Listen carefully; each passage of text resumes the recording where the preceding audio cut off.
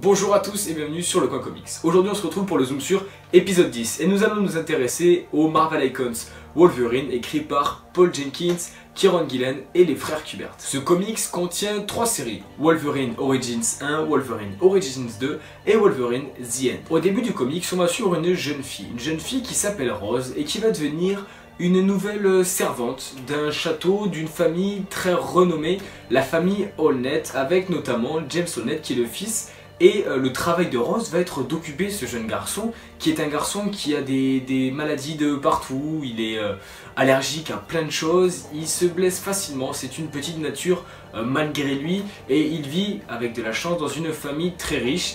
Donc Rose va devenir un petit peu sa servante, entre guillemets, plutôt son amie par procuration. Et dans ce château, il y a deux esclaves, on va dire deux domestiques plutôt, Logan, le père, et son fils, Cabot. Une amitié va donc naître entre Rose, Cabot et James Allnet qui vont devenir un petit peu la bande des 3 meilleurs amis du monde. Et sauf qu'il va se passer pas mal de choses qui vont mettre en péril leur amitié. La grosse partie intéressante de ce premier récit et que ce n'est pas aussi limpide que vous le pensez. Le Wolverine que nous connaissons aujourd'hui n'est pas forcément celui que vous croyez. Dans Wolverine Origins 2, on va suivre la suite de la vie de Logan. Et dans Wolverine The End, notre ami Logan, il vieillit. Et il vieillit pas très bien. Il vit en recul, en repli dans la montagne et il va recevoir un faire-part de décès de son ami Dent de Sabre. Il va donc se rendre à l'enterrement et il va y avoir pas mal de choses qui vont se passer suite à cet enterrement qui vont le ramener dans les tréfonds de son passé. Sauf que notre ami Logan, entre Origins et The End, eh bien, il s'est fait greffer un squelette en adamantium.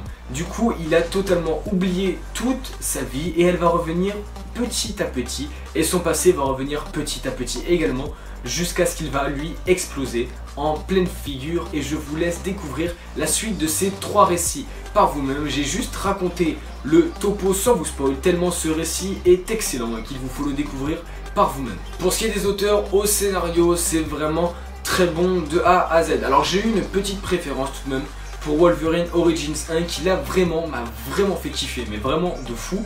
Wolverine Origins 2 était excellent, la fin était juste un petit peu moins bonne, selon moi, c'est un avis perso. Quand je dis un petit peu moins bonne, c'est tout de même excellent. Mais comparé à Wolverine Origins 1, j'ai trouvé ça peut-être un petit peu moins fou. Et The End était également très bon. Au niveau du scénario, c'est excellent.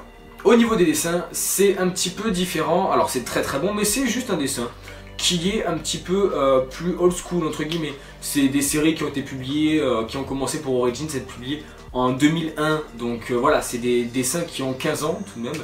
Donc c'est des dessins un petit peu plus vieux, mais c'est pas du tout choquant. On dirait que c'est dessiné au feutre pastel un petit peu à la Venom dans le coin kiosque qu'on avait vu, en un peu plus old school tout de même.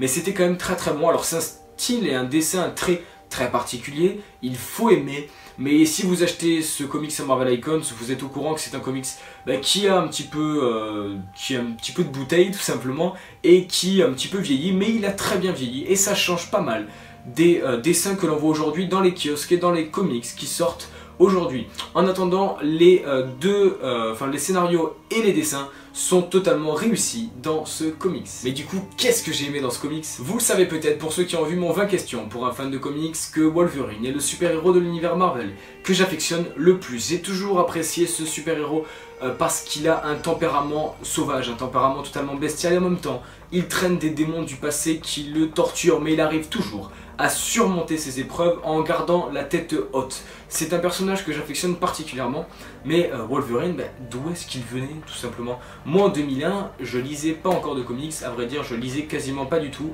donc j'avais pas lu Wolverine Origins, et découvrir les origines de notre ami Logan a été un pur plaisir. C'était un récit totalement plaisant et c'est vrai qu'en fait si on réfléchit bien, Logan, bon, il a un facteur auto-guérisseur, on ne sait pas depuis quand est-ce qu'il vit. Dans les films en fait, dans les films donc sur grand écran, on voit qu'il est là depuis super longtemps, il nous raconte un petit peu son passé et je me suis toujours dit mais d'où est-ce qu'il vient vraiment, de quelle époque, est-ce que c'est de la préhistoire, du Moyen-Âge, est-ce que c'est la Renaissance, on n'en sait rien et ce récit a donc permis de mettre un point là-dessus et c'est totalement excellent. C'est un Marvel Icons qui contient vraiment un récit qu'il faut avoir lu pour lire du Wolverine, clairement. Si vous n'avez jamais lu de comics de Wolverine, je vous conseille fortement de commencer par ce comics qui va vous raconter les origines de notre ami Logan.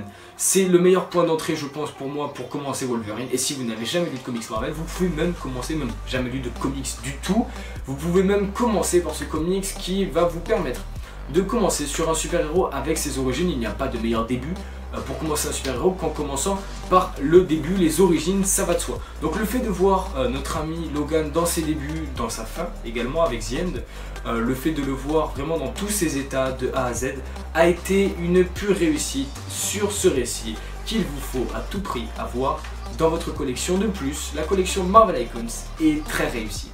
En attendant, j'espère que cette vidéo vous a plu. N'hésitez surtout pas, pour ceux qui ont lu ce comics, à me dire ce que vous en avez pensé.